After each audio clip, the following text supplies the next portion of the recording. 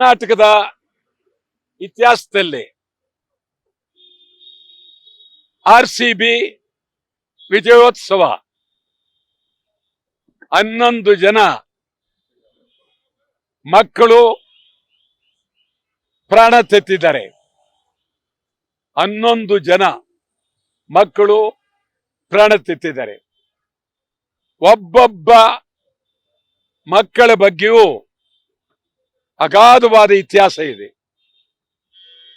ಒಬ್ಬೊಬ್ಬರು ನಾನು ನನ್ನ ಮಗನಿಗೋಸ್ಕರ ಆಸ್ತಿ ಮಾಡಿದ್ದೆ, ನನ್ನ ಮಗ ಇಲ್ಲ. ನಾನು ನನ್ನ ಮಗನಿಗೋಸ್ಕರ ಮದುವೆ ನೋಡಿದ್ದೆ, ನನ್ನ ಮಗ ಇಲ್ಲ. ನನ್ನ ಮಗನ್ ಕೊಡೋರು ಯಾರು? ಸಮಾಧಿಯ ಮುಂದೆ ನನ್ನ ಜೀವನದಲ್ಲಿ ಈ ತರ ನೋಡಲ್ಲ. ಸಮಾಧಿಯ ಮುಂದೆ, ಸಮಾಧಿಯ ಮೇಲೆ ಪ್ರಾಣ ಕಳೆದುಕೊಂಡಂತ ಮಕ್ಕಳ ತಂದೆ ಸಮಾಧಿಯ ಮೇಲೆ ಗೋಳಾಡುವ ದೃಶ್ಯ ಇದು ಯಾರಿಗಾದ್ರೂ ತಟ್ಟುತ್ತೆ. 11 ಜನ ನರಳ್ತಾ ಇರೋ ವಿಚಾರ, 11 ಜನ ಕಣ್ಣೀರಿಡುವ ವಿಚಾರ, 11 ಜನರ ಇತಿಹಾಸ ಬಹಳ ನೋವು.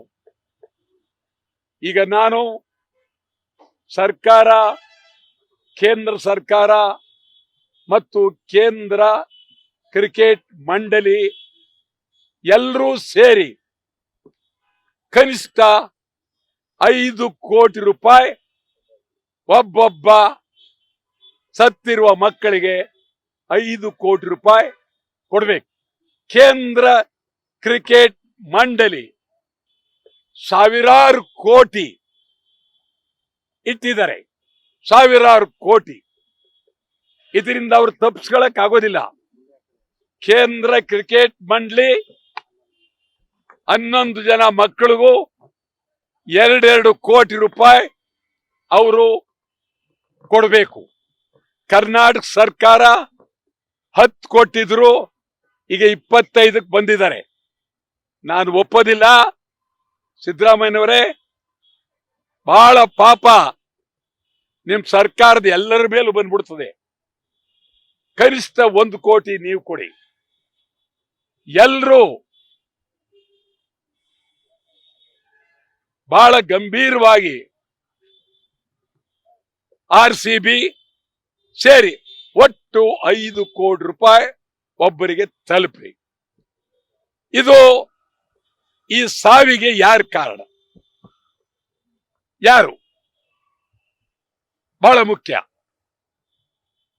ಸಿದ್ದರಾಮಯ್ಯನವರು ಹೇಳಿದ್ರೆ ನಾನು 50 ವರ್ಷದಿಂದ ಅದನ್ನ ನೋಡಿರಲಿಲ್ಲ ಅಂತ ಅವರೇ ಒಪ್ಕೊಂಡ್ಬಿಟ್ರು. ನಾನು ನೋಡಿರಲಿಲ್ಲ ಅಂತ. ಯಾರು ಹೇಳ್ತಾ ಇರೋದು? ಮುಖ್ಯಮಂತ್ರಿಯವರು, ರಾಜ್ಯದ ಮುಖ್ಯಮಂತ್ರಿಯವರು ಅವರೇ ಒಪ್ಕೊಳ್ತಾ ಇದ್ದಾರೆ ಇಂಥ ಪರಿಸ್ಥಿತಿ, ಇಂಥ ನಾನು ನೋಡಿರಲಿಲ್ಲ ಅಂತ. ಸರ್, ಈಗ ಒಂದ್ ಕಡೆ ಸಾವಿನ ಮನೆಯಲ್ಲಿ ರಾಜಕೀಯ ಮಾಡ್ತಾ ಇದಾರೆ, ಬಿಜೆಪಿ ಮಾಡ್ತಾ ಇದಾರೆ. ಇಲ್ಲಿ ದಯಮಾಡಿ ಖಂಡಿತ ಹೇಳ್ತೀನಿ ಅವ್ರನ್ನು ಹೇಳ್ತೀನಿ. ಖಂಡಿತ ಬಹಳ ಸ್ವಲ್ಪ ಗಂಭೀರವಾಗಿದೆ, ಅದಕ್ಕೋಸ್ಕರ. ಆದ್ರೆ ಈ ಸಮಾರಂಭ ವ್ಯವಸ್ಥೆ ಮಾಡಿದವರು ಯಾರು? ಏನ್ ಪೊಲೀಸ್ ಕಮಿಷನರ, ಪೊಲೀಸ್ ಕಾನ್ಸ್ಟೇಬಲ್, ದಫೇದಾರ, DC ಯಾರು? ಕರ್ನಾಟಕ ಸರ್ಕಾರ. ನೀವು ಜವಾಬ್ದಾರಿಯನ್ನ ವಹಿಸ್ಕೊಂಡಿರುವವರು ನೀವು. ಸಮಾರಂಭದ ಚಪ್ರ ಹಾಕೋದಕ್ಕೆ, ಲೈಟ್ ಹಾಕೋದಕ್ಕೆ, ಜಂಕಾರ ಹಾಕೋದಕ್ಕೆ ಯಾರು? ಪೊಲೀಸ್ ಕಮಿಷನರ, ಪೊಲೀಸ್ ಕಾನ್ಸ್ಟೇಬಲ್ ಯಾರು? ಸಿದ್ದರಾಮಯ್ಯನವರೇ, ಬಹಳ ಗೌರವವಾಗಿ ನಿಮ್ಮ ನಂತರ ಇನ್ನೊಬ್ಬ ಇಲ್ಲಿ ಮುತ್ಸದ್ದಿ ಬರಕ್ ಸಾಧ್ಯ ಇಲ್ಲ. ನೀವು ಯೋಚನೆ ಮಾಡಿ. ಒಂದ್ ಕಡೆ ನ್ಯಾಯಾಂಗ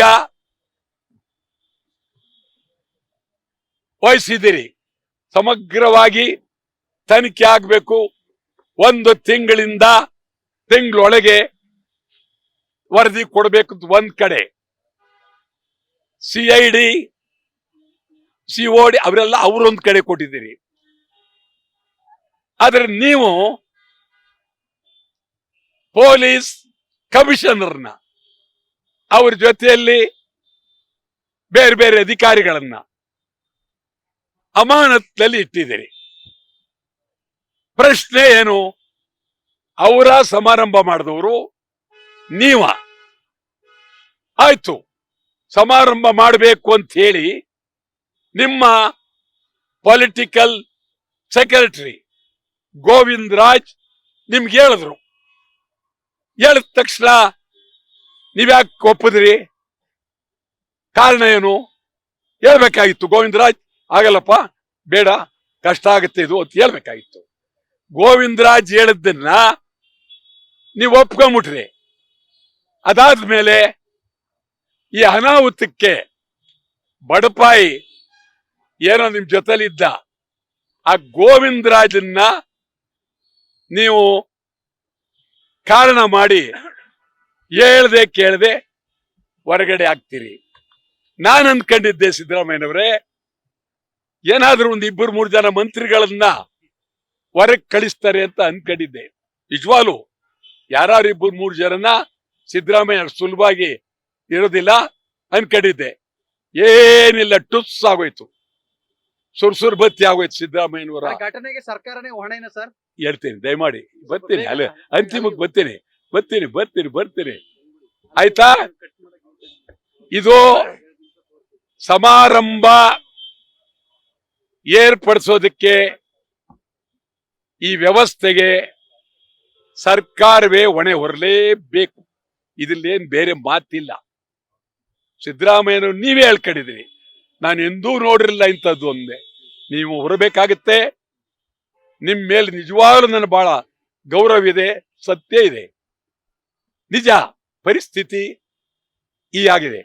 ಈಗ ಪೊಲೀಸ್ನವ್ರನ್ನ ನೀವು ಅಮಾನತ್ನಿಟ್ರಿ. ನಾಳೆ ಪೊಲೀಸ್ನವರು ಅವರ ಆತ್ಮಸ್ಥೈರ್ಯ ಕಳ್ಕೊಳ್ತಾರೆ, ನಿಮ್ ಮಾತು ಕೇಳ್ತಾರೆ. ಇನ್ಮೇಲೆ ನೀವು ಈಗೇನಾಗಿದೆ ಅಂದ್ರೆ ಪೊಲೀಸ್ನವ್ರನ್ನ ಆಳುವ ಸರ್ಕಾರ, ಯಾರೇ ಸರ್ಕಾರ ಇರಲಿ, ಅವ್ರನ್ನ ಗುಲಾಮರು ಅಂತ ತಿಳ್ಕೊಂಡಿದ್ದೀರಾ ನೀವು? ಏನ್ ತಿಳ್ಕೊಂಡಿದ್ದೀರಿ ನೀವು? ನಿಮ್ ಸರ್ಕಾರಗಳು, ನಿಮ್ ಸರ್ಕಾರ ಬರ್ತವೆ ಹೋಗುತ್ತೆ. ಪೊಲೀಸಿನವರ ಸ್ಥೈರ್ಯ, ಧೈರ್ಯ, ಶಕ್ತಿಯನ್ನ ಕಳೆಯುವ ಅಮಾನತ್ಲಿ ಇಡ್ತಕ್ಕಂಥದ್ದು ಇದೆಯಲ್ಲ, ಒಳ್ಳೇದಲ್ಲ.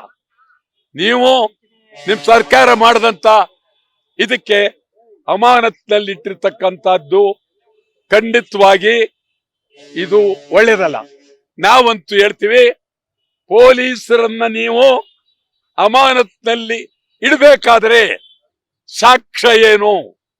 ಯಾವ ಸಾಕ್ಷಿ?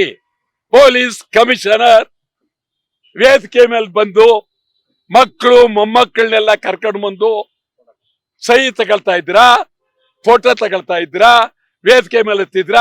ಬಡಪಾಯಿಗಳು ಕೆಳಗಡೆ ನಿಂತಿದ್ರು, ಕೇಳೋರಿಲ್ಲ ಅವ್ರನ್ನ. ಸ್ಟೇಡಿಯಂನವರಾಗಿರ್ಲಿ, ಯಾರೇ ಆಗಿರ್ಲಿ, ಮಂತ್ರಿಗಳು, ಮಂತ್ರಿಗಳ ಮಕ್ಕಳು, ನೀವು ಸರಿನಾ ಇದು?